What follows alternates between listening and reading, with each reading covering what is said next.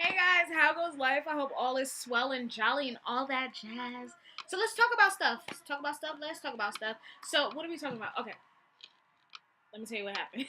So the other day, yesterday I had a doctor's appointment, right? So Monday night I was talking to my boyfriend about it. I was like, oh, I have a doctor's appointment. But I didn't tell him what the doctor's appointment was for, really. I just said I had a doctor's appointment. So the next day, after the appointment, he texted me and, how did everything go and all this other stuff. Like, are you as bad off as you thought you were?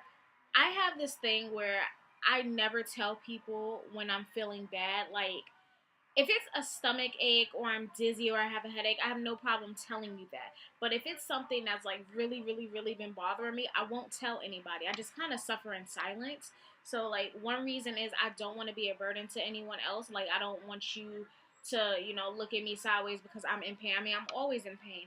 And then the second reason is I'm a hypochondriac.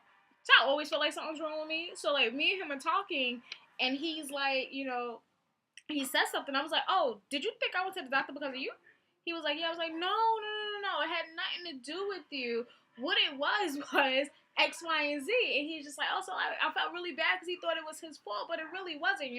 So we're talking about it, and I went to his house last night. We are talking, whatever. I was like, dude, I'm a hypochondriac. Like, if something's out, I think I have it. Like, I thought I had Ebola for a whole week.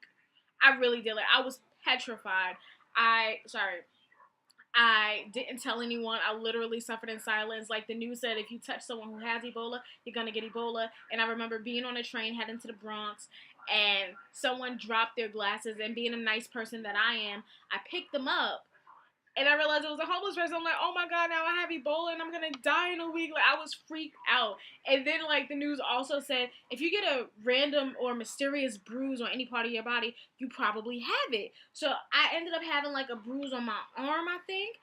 And I was like, that's it. This is the end. I'm dead.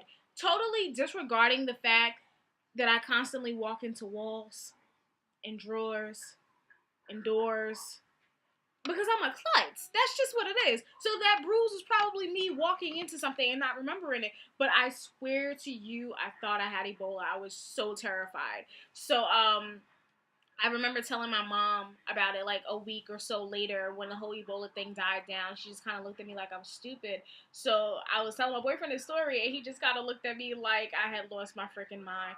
And I totally get it because, I'm a little off.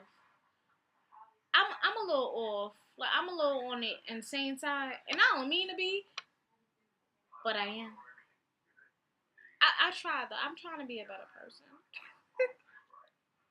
I really am. I'm trying to be a better person. That's all I'm saying. But yeah, so I am a hypochondriac. I'm a tad bit on the touch side, but it's all swell and jolly, dude. It's just who I am.